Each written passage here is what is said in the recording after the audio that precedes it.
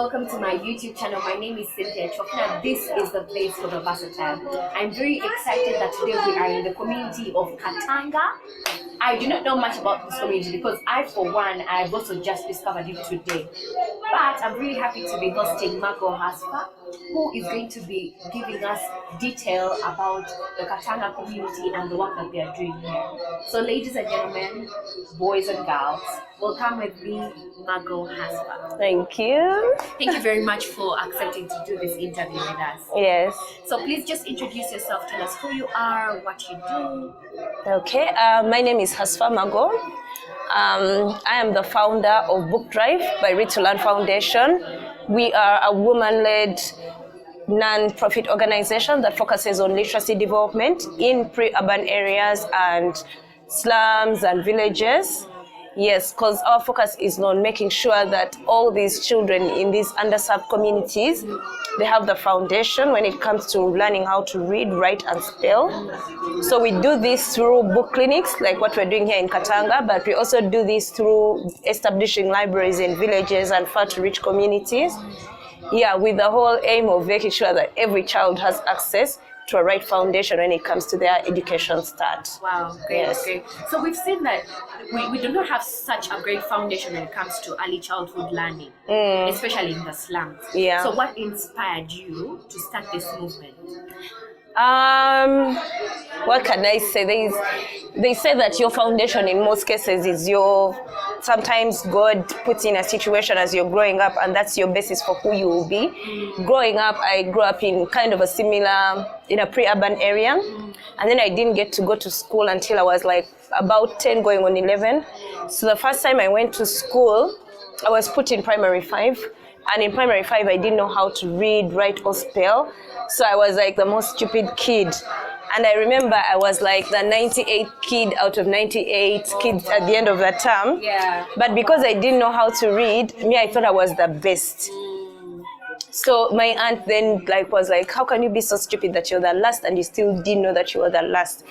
But from that moment, my teacher in primary 5 decided to dedicate time and another aunt of mine to teach me how to read, write, and spell. And when they did, I excelled so highly. So I fell in love with books and the whole reading and all. So then later on, when I grew up, I resigned from everything. I started my first company. Then I also dropped that. I said, you know what? My calling is in literacy. Yeah. Because I don't want to see another little girl or another little boy go to school for the first time and they don't know how to read and write. Yeah. Because if you go in these slums, in these areas, actually 80% of our kids in primary 1 that we enroll in primary 1, they are 10, 11, 12.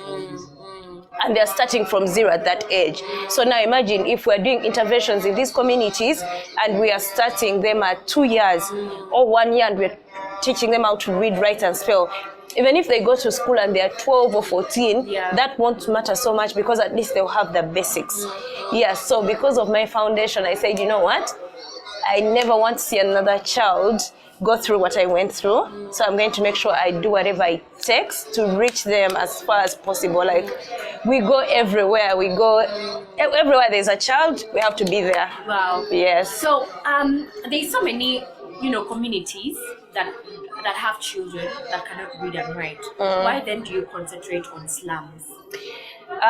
It's not only slums actually, because at the moment as we speak, we have also in the villages, because those are far to reach areas and we know there are no interventions there. Yes. Then we also have the slums, but now we've also started working with the school for the deaf. So we are trying to reach kids in many different capacities, but at the same time our programs, we also have programs where you can come to a restaurant with your family and then there's a reading day. So we are all round. We don't just focus on one category, but we put more strength when it comes to the slums and the villages because there's a massive lack for this. Yes, but we do also cater to all kinds of kids. It's just that in these areas there's a massive need for what we are doing, and also you can see the impact, and this kind of impact is breaking generational poverty. Yeah. It's reducing on the drugs abuse, it's empowering the children, so we're also reducing on rape, teenage pregnancies. So then you find yourself more involved in that because of the long-term impact that it's creating. Yes. And just for us to have a conversation about that, all these challenges that are faced in slum areas. Yeah. And then we have crises like COVID-19. How do these challenges put a step back? Do they in any way affect the work that you do? Yes, obviously, because I remember like last year during the whole pandemic thing, even right now, post-COVID, we're not even in post-COVID, but where we are right now, you come and then you're trying to teach the children how to read and write, but the child has not eaten the whole day. Because the parents, they lost their job. There's so many economical situations. Yes, so then especially now. So it's like, what do you prioritize? Does education still matter anymore? Most of them are now out of school because the parents can't afford. They lost their jobs and all. Then because of losing their job, more of them have turned to alcohol and drug abuse. Then most of the teenagers, they've turned to theft. The little boys that we used to teach and what, now you can see them, they've joined thug groups, they're thieves and all because of this whole situation of the 2-year lockdown. But where there's a will, there's always a way. So we just keep positive and keep focused. Even when we meet them, we encourage them. We're like, you know what? Even the kids, we always point out, we're like, education is going to help you move away from this situation. So I know there's a lot happening right now, but just keep focused on where you're going and what your dream is. Even the teenagers, to help them, to draw them a bit away from these situations, is we're trying to create a bigger picture for them. Because they don't have big dreams. They feel like, who am I to come from Katanga and be anything?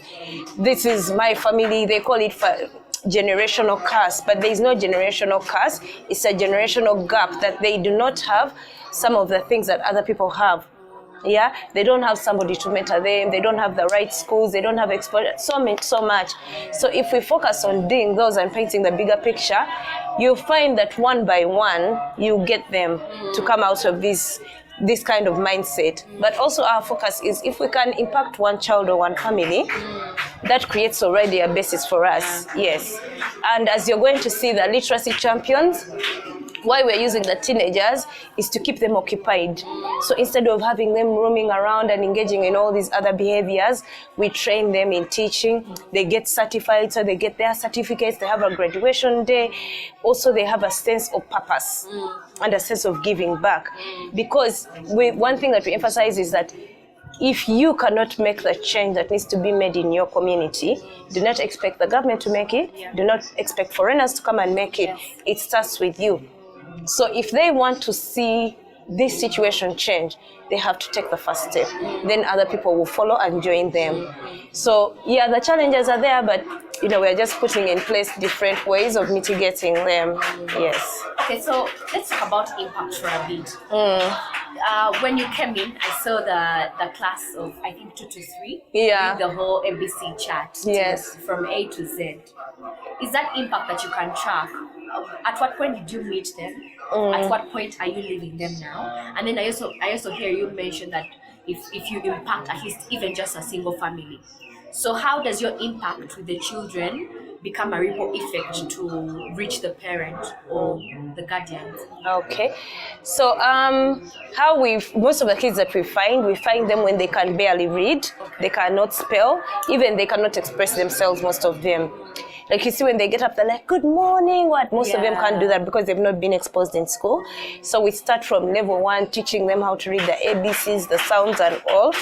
And we never leave them because after we've taught them to a certain level, we're teaching them, but we're also training the literacy champions in the community. So it goes on and on. And in most cases, the kids under these programs, we try and secure for them scholarships as well.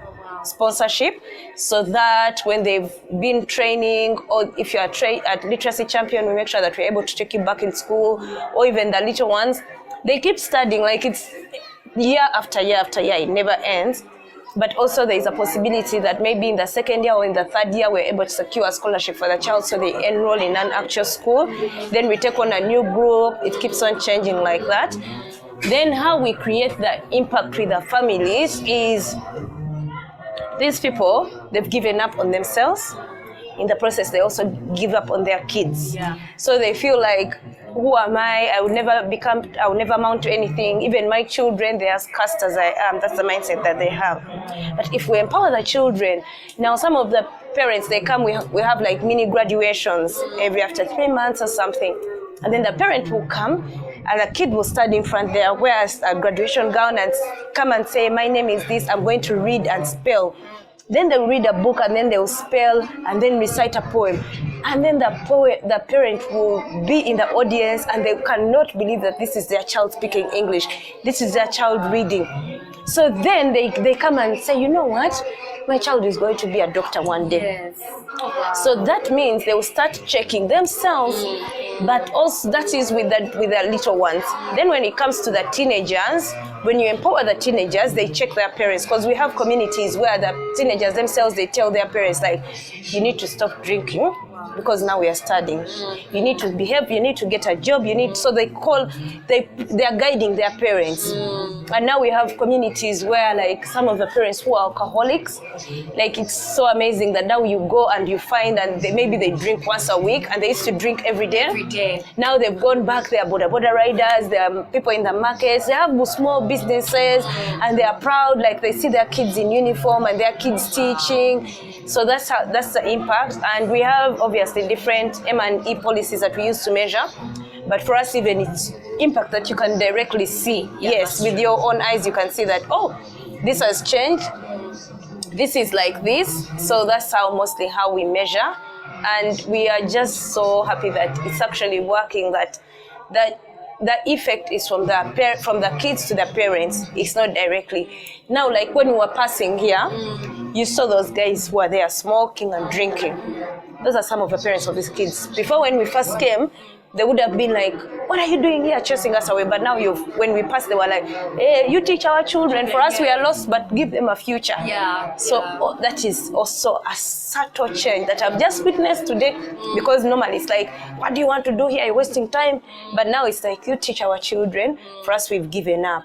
So that's one step that made me happy today, that they are recognizing that what? The impact of your work. Yes. Yeah. Oh, wow. So let's just talk about how many young people, teenagers, have you been able to graduate as champions, and in what communities are they now doing the work they are in? So now we have, obviously here in Katanga, we have at least 20 in Katanga. Oh, wow. Then we have in Zambia we have 30. Then we have in Nabweru, that's in Wakiso, we have 40 in Nabweru. So that was as per last year. So this year the program is ongoing. It's always in December. So now we are in the middle of additions. Then in December they have their own camp. That's when we graduate them. But we are hoping that at the end of this year, at least we'll have 200 champions, and at least 30 of them will be catering to the deaf community, because that's one area that we also want to go in. Yes. Okay, so just as we wrap this interview, speak to us about the actual situation in slums. Yeah. Young people today, we're on social media, yes, see the good things. We don't get to see this. I will be honest with you, I was shocked. When you took me around for that tour on the classes that the children are in. There's a class where the children are, reading, but in the night they sleep there. They sleep there. They share the makeshift with the animals. So what is the current situation, and what do we need to do? It's sort of like a call to action to stand up and get out of our comfort zone and actually come and do the work. Yes, so just speak to us about that and give us a call to action. It makes me a bit emotional, because a lot of people don't know what happens in these places. But these kids in these areas, they go through a lot and they shouldn't. So in these slums, these kids, one, they wake up most of the time, they don't have anything to eat, literally the whole day. They don't have anywhere to sleep. They sleep on the floor. Like you say, they sleep in the same areas with dogs, goats, and all these things. But they are so happy, they are so motivated. And like for me, what even like gets my blood boiling is that like this Katanga is not far from Kampala. It's not far from Makerere University. So for me, my call to action to young people is, we can blame the government, we can blame so many people, but we can all do something to help. And every child deserves a right to love, to a safe environment, and it doesn't take a lot to help these kids. Sometimes even volunteering, like we get a lot of volunteers from universities from other countries but why aren't we having volunteer programs like with Mukono University, with UCU, with Ndeje, with all Makerere University? Why don't we have these volunteer programs? Why are we so involved in showing the other side and, neglecting and saying these people cover this other area, but we need to do stuff to help these kids. Dedicating some time, sharing what you have, even love. Like you see them when I walk in, they hug you, they are so welcoming. It's that to feel loved, to feel like there's something that people can do. I mean, even some of these classrooms, if people came together, we can build up bricks here and build these classes together. People can volunteer to come and teach. People can volunteer to come and do, psychological talks with these kids, mentorship programs. We really appreciate the people who take the initiative to come. We know that these environments are different and they can be challenging. You carry your equipment, you come and visit us in these areas. That's very brave and that's very daring, and that's you taking the step to also do something about this, because when we highlight these problems, this is how we find the solutions. So we appreciate everyone, the people who speak our names in the rooms that we are not, the people who come out and visit us, the people who donate and all. And for us, the school fees of most of these kids at term is 3 months, and at term for a primary child can cost 200,000, and this 200,000 covers school fees, uniforms, scholastic materials, and a food donation to the family. So you can see 200,000 for 3 months. For 3 months? Yes. Wow. Yes. 200,000 for 3 months. So even if somebody were just to commit to the organization and say every 3 months, I'll be giving you 200,000, we'll make sure that we're educating a child. Then also you can help us by, buying a book, like a book basket. The book baskets cost about 150,000. They include readers, spelling material, everything. And then they help us to run the book clinics in these communities because they have all the needed materials to facilitate the book clinics. And for us, donations are very open. Anything, even 50,000 will help us buy a certain number of kgs of rice to make sure, or even mostly we buy porridge to make sure that as the kids are learning, they have something, yes, food. And that is the one meal that maybe they have for the day. But that also keeps them excited to come and study because they know they get to eat something.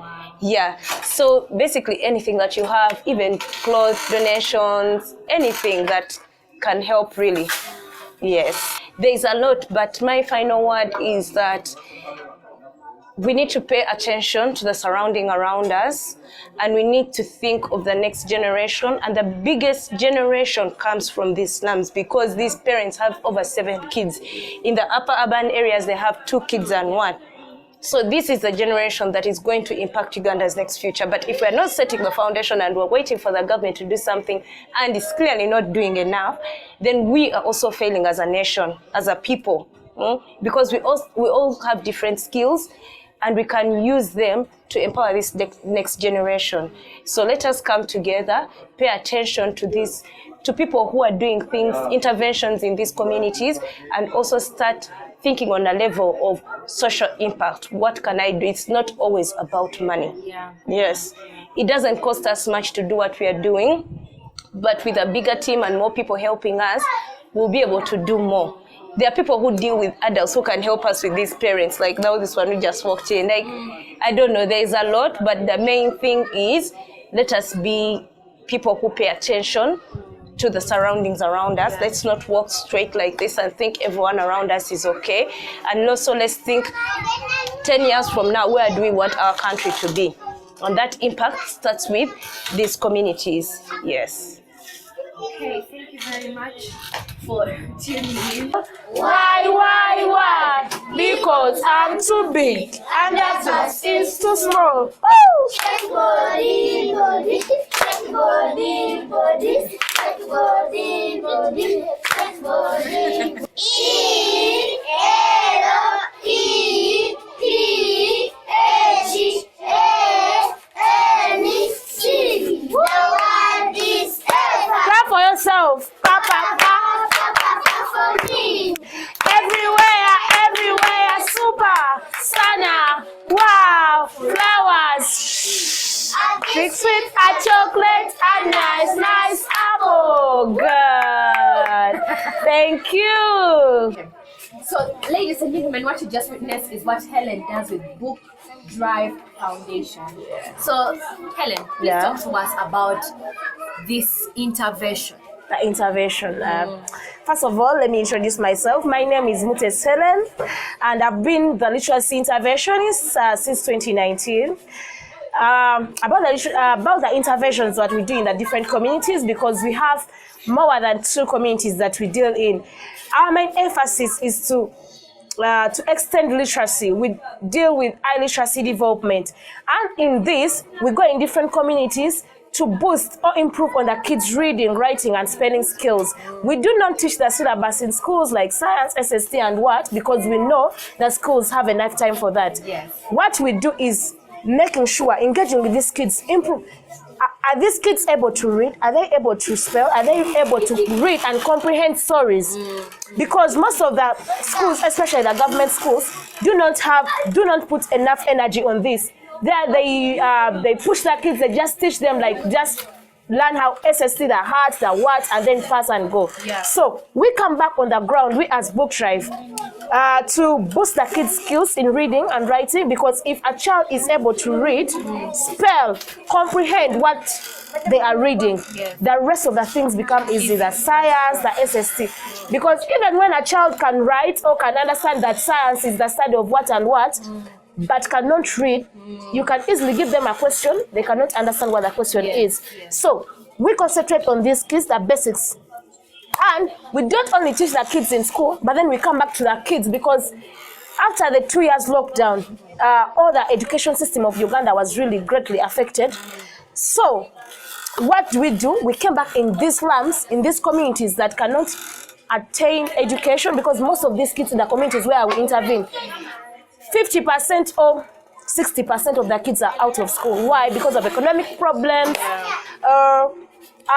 You can even just see from the expression that you see in the communities here. So we come back on ground to extend the little literacy we can, to ensure that at least every child has access to books. Do we all have books? Yes. Can you tell me a poem about books? Books, books, books. Oh, I love books. Books make me happy. We play with books. Books are toys too. Yeah, just as you've heard, books are toys too. So what do?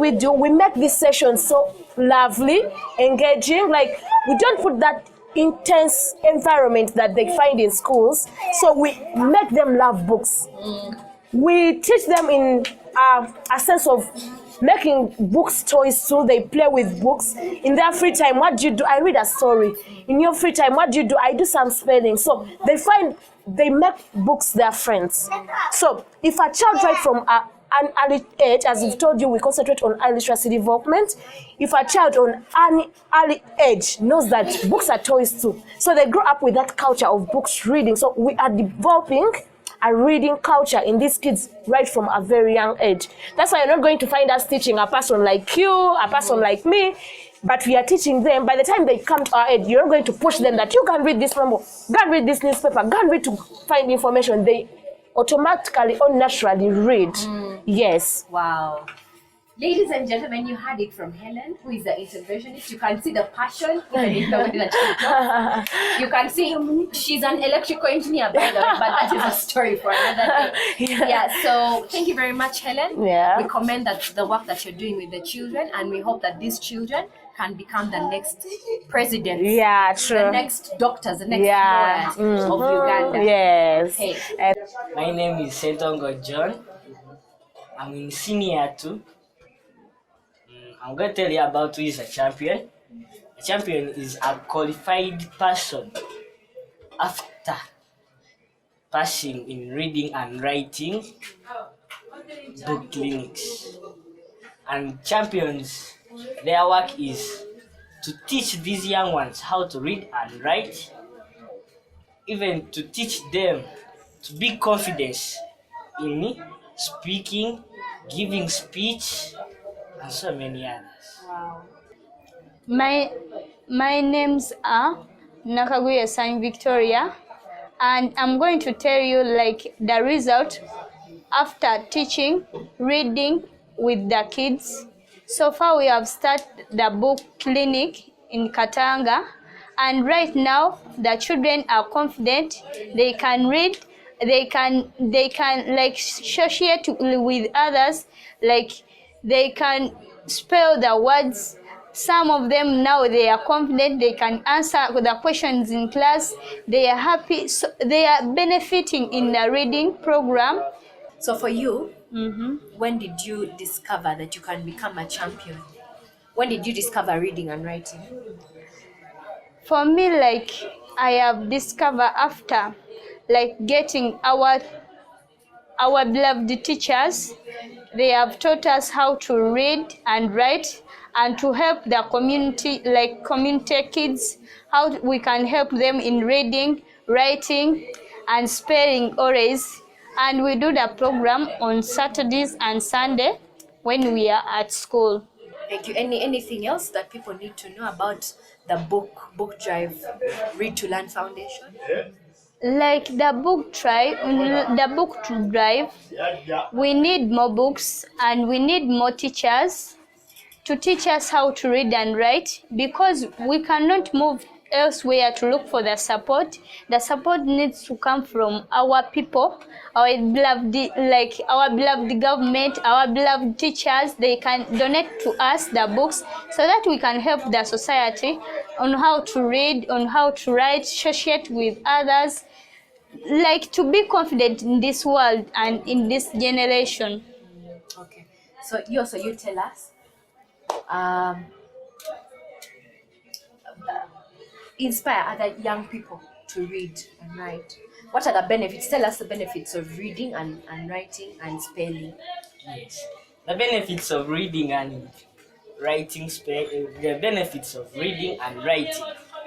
Yeah, we improve on our English speaking, even confidence, speaking in the speech in the entire community. Even I advise the other children outside to come and join us, because we have our motto that books are toys too. Yes. We use them as our toys. Wow. Okay, ladies and gentlemen, you heard it from Mago, from Helen, and from the champions. Thank you very much for making the time to watch this episode that was specific to Read to Learn Foundation. Now, if you want to be if you're interested in donating, in getting in touch with them, visit them on their Instagram. They're called Book Drive Uganda. Visit them on Instagram, on Twitter, on Facebook. Reach out to them. I can tell you for a fact that I was very shocked when we took a tour around the slums. Guys, children here need your help. They need to learn how to read and write, but we shouldn't put aside the different challenges that they face every day in the slums. We have drunkards here. There's so much going on. So only if we set out to help and volunteer our time together with Read to Learn Foundation, only then can we see the impact that we hope to see in our slum communities. If you like this video, like, share, comment, subscribe. Let us know what struck out to you. I'm going to make sure to link the information about Read to Learn in the comment section below. Make sure to reach out to them. I would really love to see more activity. I would like to see you volunteer. I would like to see impact. These children in the slums can be who they can be. They can be the greats in this Uganda. Thank you very much for watching. Until next time, bye.